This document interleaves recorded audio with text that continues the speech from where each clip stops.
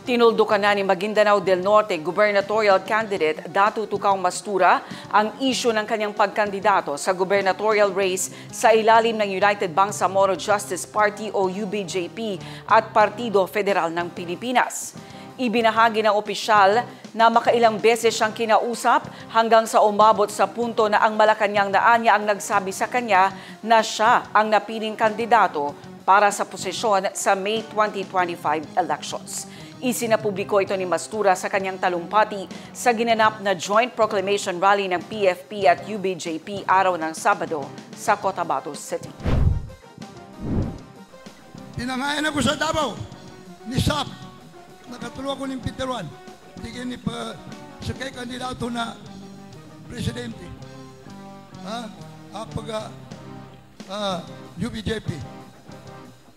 Di ako nang kamato ako.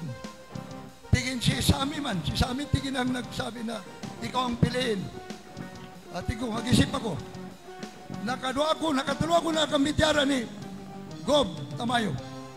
Kadi ako pagka-decide. Ito bang ka, pinaruwa ko sa Malacanang ka Anton Baby Tero na maya. Saka, yung official candidate, a national government, ngo UBJP. Bali, takbir! Bali, doon natin, inatarima ko, kagina, nele ko, yame ko di ko tariman, ame ko di ko tariman, nakasundungan. Tumuni si Sita, idwa kami, kibapa kagi ali, ngusulay na pa mi, na di din mapakayadong mo sa kataw, amatagak, sa anima, anumpan masama, asa timana datan mo ko. Kailangan, na dua timana niya probinsya, magkwatan ulangon. Katawan ni eleksyon, pitero ko pong kisiyan, niabati ko eleksyon, na eleksyon ka. The next, again, minister.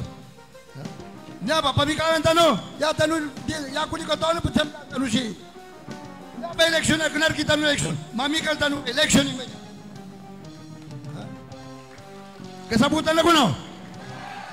Kasabutan na ko no? May ito ba?